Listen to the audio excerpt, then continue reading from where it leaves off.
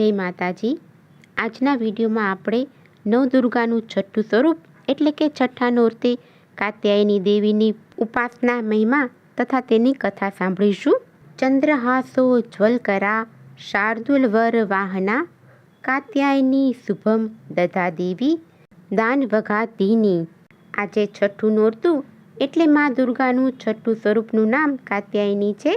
નવદુર્ગાનું છઠ્ઠું સ્વરૂપ શ્રી કાત્યાયની દેવી વ્રજમંડળના અધિષ્ઠાત્રી દેવી છે। તેમનું કાત્યાયની નામ આ રીતે કંઈક પડ્યું છે। કત નામે એક પ્રસિદ્ધ મહર્ષિ હતા। તેમના પુત્ર ઋષિ કાત્ય થયા। આજ કાત્યના ગોત્રમાં વિશ્વપ્રતિશ મહર્ષિ કાત્યાયન ઉત્પન્ન થયા હતા। તેમણે ભગવતી પરાંબાની ઉપાસના કરતાં કરતાં ઘણા વર્ષો સુધી કઠિન તપ કર્યું હતું।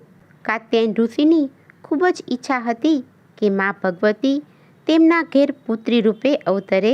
મા ભગવતીએ તેમની પ્રાર્થનાનો સ્વીકાર કર્યો હતો। થોડા સમય બાદ જ્યારે દાનવ મહિષાસુરનો અત્યાચાર પૃથ્વી ઉપર ઘણો જ વધતો ગયો ત્યારે ભગવાન બ્રહ્મા વિષ્ણુ મહેશ ત્રણેય દેવતાઓએ પોતપોતાના તેજનો અંશ આપીને મહિષાસુરના વિનાશ માટે એક દેવીને ઉત્પન્ન કર્યા। મહર્ષિ કાત્યાયને સર્વપ્રથમ તેની પૂજા કરી। આ કારણે તેઓ કાત્યાયની કહેવાયા। દુર્ગા સપ્તશતીના બીજા અધ્યાયમાં આ કથાનું વિસ્તૃત વર્ણન કરવામાં આવ્યું છે કે દેવતાઓ પાસે જે દિવ્ય શસ્ત્રો હતા તે મા જગદંબાના સ્વરૂપ કાત્યાયીને અર્પણ કર્યા। આ જ દિવ્ય શસ્ત્રો દ્વારા માએ મહિષાસુર સાથે લાંબા સમય સુધી યુદ્ધ કરીને મહિષાસુરનો વધ કર્યો। ત્યારે દેવતાઓએ માનો જય જયકાર કરીને પુષ્પોની વર્ષા કરી। આમ કાત્યાયની દેવીએ ઋષિ કાત્યાયનને ત્યાં મહિષાસુરનો વધ કરવા માટે જ પુત્રી રૂપે અવતાર લીધો હતો। આસો વદ ચતુર્દશીએ જન્મ લઈ સુદ સાતમ આઠમ તથા નવમી સુધી એમ 3 દિવસ સુધી કાત્યાયન ઋષિની પૂજા ગ્રહણ કરી દસમીએ માએ મહિષાસુરનો વધ કર્યો હતો। મા કાત્યાયની અમોધ ફળ આપનારા છે। ભગવાન કૃષ્ણને પતિ રૂપે પામવા માટે વ્રજની ગોપીઓએ તેમની પૂજા કાલિંદી યમુના તટે કરી હતી। તેઓ વ્રજમંડળના અધિષ્ઠાત્રી દેવી રૂપે પણ પ્રતિષ્ઠિત છે। તેમનું સ્વરૂપ અત્યંત ભવ્ય અને દિવ્ય છે। તેનું વર્ણ સ્વર્ણ સમાન ચમકદાર અને તેજોમય છે। તેમને 4 ભુજાઓ છે। માતાજીની જમણી બાજુનો ઉપરવાળો હાથ અભય મુદ્રામાં છે તથા નીચેનો હાથ વરદ મુદ્રામાં છે। ડાબી બાજુના ઉપરવાળા હાથમાં તલવાર અને નીચેવાળા હાથમાં કમળ સુશોભિત છે। તેઓ સિંહના વાહન ઉપર સવાર છે। દુર્ગા પૂજાના છઠ્ઠા દિવસે તેમના સ્વરૂપની ઉપાસના કરવામાં આવે છે। તે દિવસે સાધકનું મન 2 ભ્રમરની વચ્ચે આજ્ઞાચક્રમાં સ્થિર થાય છે।